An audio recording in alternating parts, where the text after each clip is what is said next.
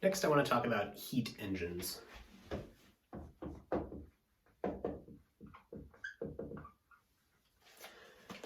Heat engines are devices that repeatedly take heat from a hot reservoir and turn some of that heat into work, and in the process send some of that heat down to the cold reservoir. So our diagram of that is going to look similar to that last one that is forbidden, but instead of being allowed, so we are not allowed to do this, as we said, but we are allowed to turn heat into work as long as some of our heat, and the relative amount of these is important, as long as some of our heat ends up going down to the cold reservoir also. So what we're going to assume for this class is that our system here undergoes what we call a closed cycle.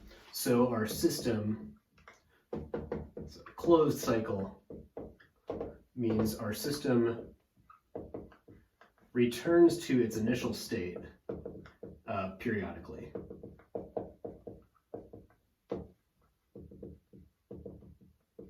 So, in other words, you don't get to claim that your car is a perfectly efficient heat engine or something because you can turn all of the heat into work. I mean, that's not even true, but even if that was true, your car is not returning to its initial state periodically. It is not filling up its own gas tank, right? There's some external thing that has to happen. But in this case, we're going to account for all of that external stuff, and we're going to show how our system is able to return to its initial state. So this, initial state here means all of our state variables, temperature, pressure, energy, etc., all have to be the same at the end of this cycle, this closed cycle, than as they were at the beginning.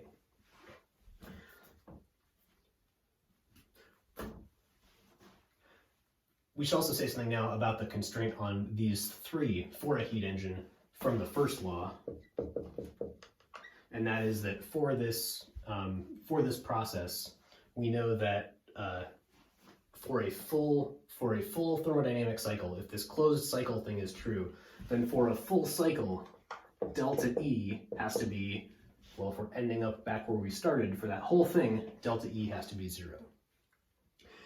Delta E, of course, is equal to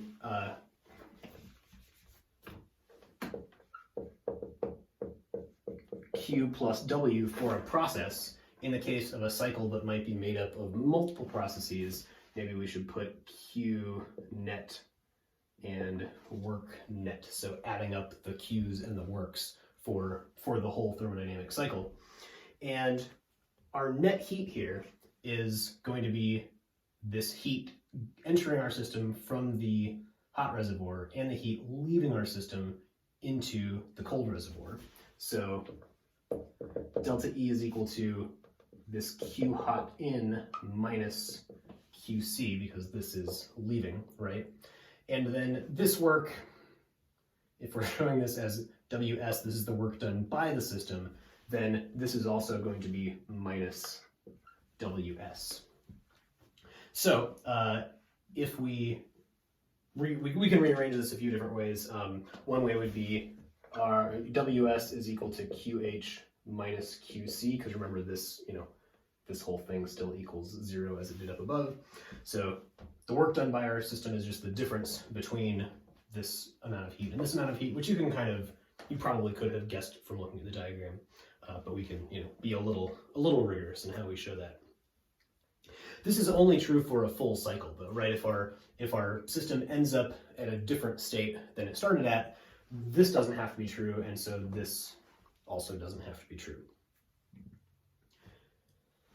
So if we're making a heat engine, we would like to, what is our heat engine doing? It is taking some energy in one form, this thermal energy, and turning it into work, some useful mechanical energy. Maybe it's raising a weight up or stretching a spring to store energy or something like that. So a good heat engine is going to be one that gives us more work for a particular amount of heat. A bad heat engine is going to give us very little work for that particular amount of heat. We can measure how good a heat engine is with the thermal efficiency, which is the efficiency of converting this heat into work. So our thermal efficiency is eta, and sometimes it's eta th for thermal, because there are other different efficiencies you can define, but we'll just use eta for now. And so this is defined as Ws, the work that we get out of our system, divided by QH, or in other words, this is, in the numerator, this is the thing that we want,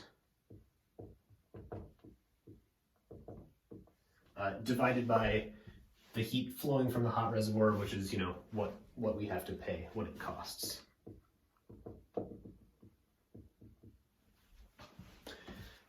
All right. And in the process, we end up with some heat QC that ends up going to this cold temperature reservoir. Oftentimes this is just the environment or the atmosphere rather than a, beaker of ice water or whatever. So eta, we know eta can't be bigger than 1, right? Because of the first law. The first law says at most you can get out what you put in, and so that's saying eta cannot be greater than 1. The second law says something stronger, and that says eta has to be less than 1. And in fact, we'll be able to put a more, this doesn't seem like that much of a difference, but it turns out this is really important. We will see that the constraint on this actually depends on temperatures, and oftentimes the maximum eta you'll be able to get is maybe only 40 or maybe only 10% or something of the heat you put into it. So let's look at an example of a heat engine with what we've learned about in chapters 17 and 18, looking at our ideal gas cycles. So let's imagine, and I'll just kind of sketch this out as a cartoon, and then we're going to analyze one like this in more detail. So let's say we start out with a piston, right, a cylinder full of ideal gas with a piston that can move up or down, right? I guess I should draw this lower to start with.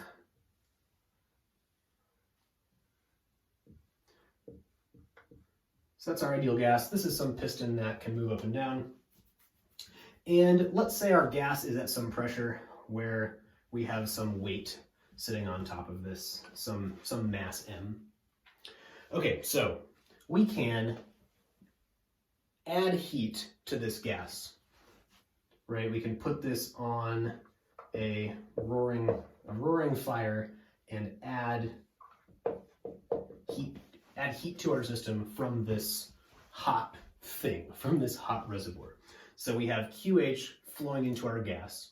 And as that happens, if this mass is sitting on there and this thing is free to move up and down, we are going to have isobaric expansion, right? Because this mass and the area are determining the pressure of this thing pushing down on the gas. And if we're not changing the mass, we're not going to change the pressure. So as this happens, as we add more and more Q, we're going to get this isobaric expansion, lifting up our mass to some height. So we go from here to here.